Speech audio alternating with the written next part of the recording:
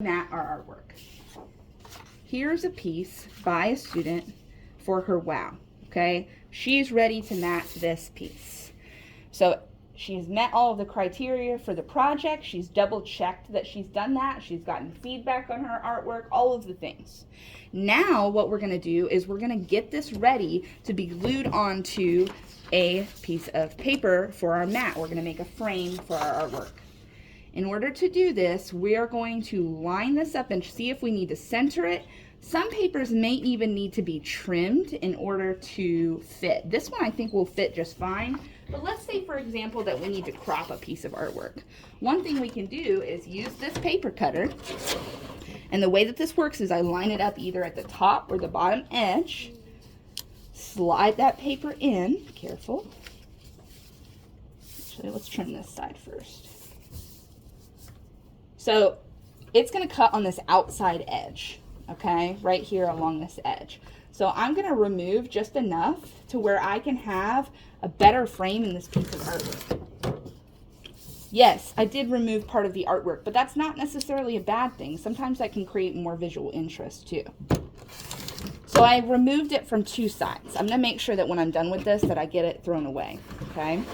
So now if I were to center this, I have more room around the edge, and I kind of want to make it the same all the way around. So in this case, I could even probably use just a regular sized sheet of paper.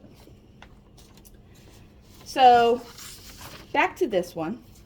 We say this one is okay. We like how it fits this direction. I want to try to make sure that I'm kind of keeping the space the same on all sides.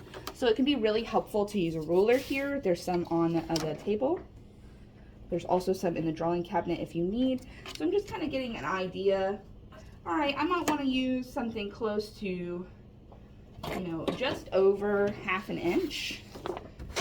I'm just kind of trying to get those sides the same. So that being said, sometimes you can put your piece in here too to do this, but you want to be careful not to cut it. And again, I'm lining it up either at the top or the bottom.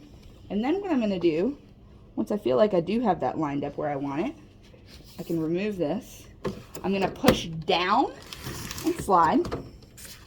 Again, making sure this goes to the scrap box or in the trash if necessary, if it's too small.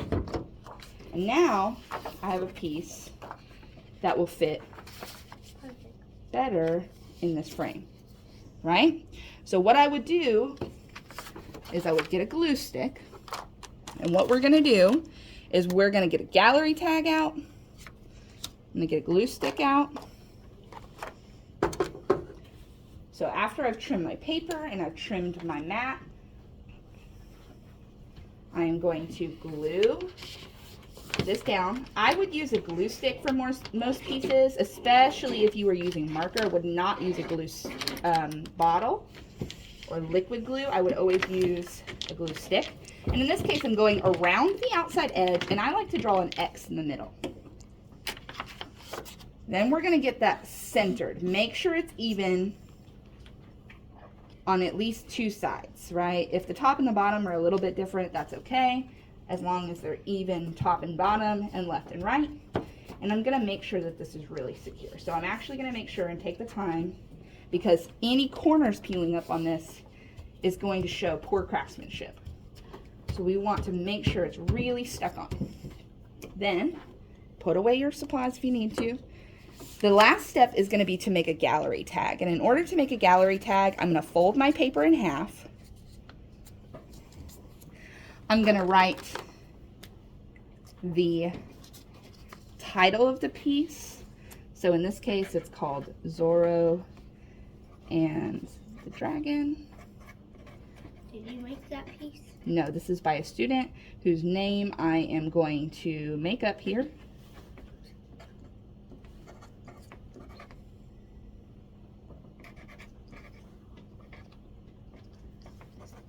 And then you're going to write what it's made out of. So in this case, it's colored pencil.